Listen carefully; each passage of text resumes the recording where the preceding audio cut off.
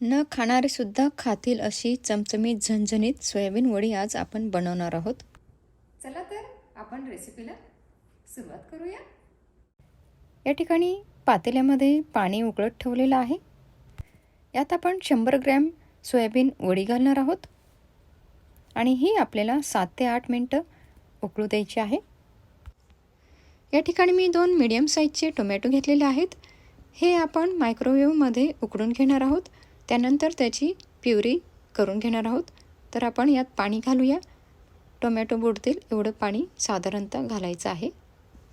चला तर आपण हे मायक्रोवेव्हमध्ये उकडून घेऊया.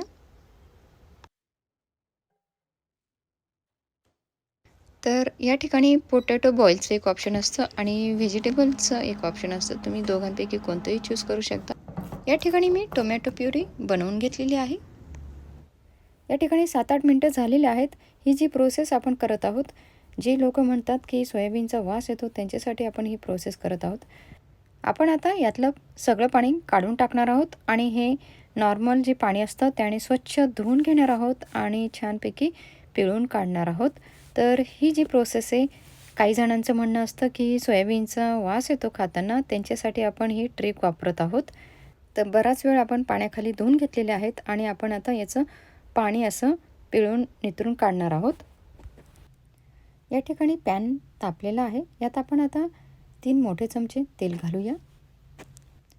2 तेजपत्ता, दालचिनीचे 2 छोटे तुकडे घालूया.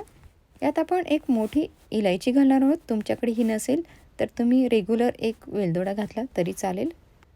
हे आपण आता परतवून घेऊया. यात आपण आता बारीक चिरलेला एक कांदा घालणार आहोत. 1 चमचा मीठ घालूया. म्हणजे काय होईल, कांदा आपला लवकर परतून निघेल. आपण आता कांदा छानपैकी परतून घेऊया. तुम्ही जर सगळं छानपैकी परतून घेतलं आणि मसाले आपले छानपैकी अगदी खमंग होईपर्यंत परतवले तर सोयाबीन वडीचा अजिबात वास येत नाही. तुम्ही साध्या पाण्यात अर्धा तास भिजत घातले आणि डायरेक्ट यात भाजीसाठी वापरले तरीही चालतात, त्याचा अजिबात वास येत नाही. कांदासुद्धा अगदी छान ब्राऊन होईपर्यंत परतून घ्यायचा असतो. त्यातला उग्र जो वास आहे तो अगदी निघून गेला पाहिजे. या ठिकाणी आपला हा कांदा परतून झालेला आहे छानपैकी. यात आपण आता 1 चमचा जिरा पावडर घालूया, 1 चमचा धना पावडर आणि हे आपण छानपैकी परतून घेणार आहोत. प्रत्येक मसाला छानपैकी खमंग असा भाजला ना तर भाजीला खूप छान टेस्ट येते. यात आपण जिरा पावडर, धना पावडर छानपैकी परतून घेतलेली आहे. यात आपण आता तयार केलेला एक मसाला घालणार आहोत. कांदा, खोबरं, लसूण, अद्रक हे छानपैकी पेस्ट करून तेलामध्ये सगळे मसाले घालून हा मसाला मी परतून तयार करून ठेवलेला होता, तो मी यात घातलेला आहे. तुम्हीसुद्धा असा हा मसाला बनवून स्टोअर करू शकता. म्हणजे तुम्हाला जर वेळेवरती वाटलं चमचमीत झणझणीत असं खावंसं तर तुम्ही लगेच बनवू शकता. तर याची रेसिपी मी ऑलरेडी चॅनलवरती अपलोड केलेली आहे, तर तुम्ही जाऊन व्हिजिट करू शकता.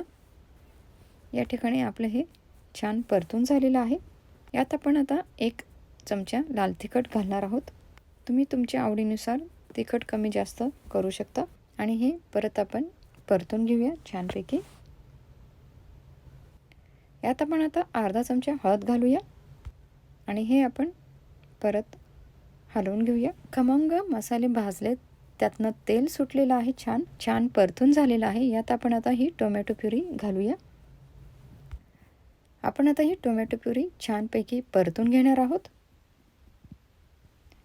मसाले तुम्ही किती छान भाजतात त्यावरती त्या भाजीची टेस्ट अवलंबून असते.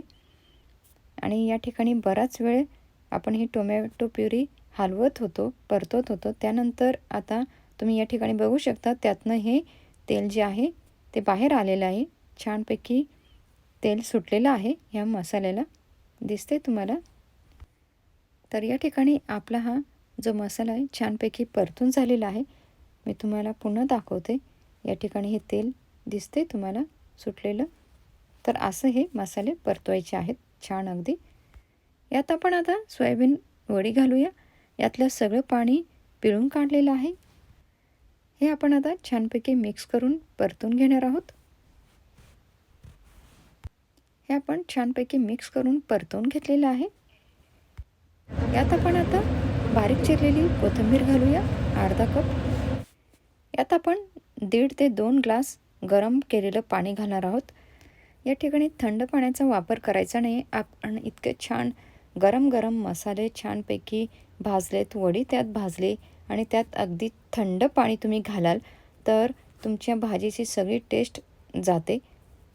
तर गरम गरम याच्यात गरम गरम पाणी घाला आणि खूप छान टेस्ट भाजीला येत असते. नेहमी गरम करून पाणी वापरत जा.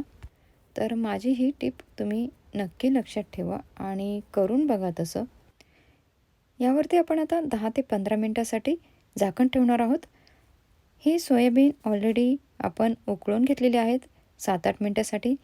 ते ऑलरेडी शिजलेले आहेत. पण जे आपण मसाला बनवला आत्ता भाजीचा तो सोयाबीन वडीच्या आतमध्ये छानपैकी मुरला पाहिजे. म्हणून आपल्याला हे 10-15 मिनटं छानपैकी होऊ द्यायचं आहे.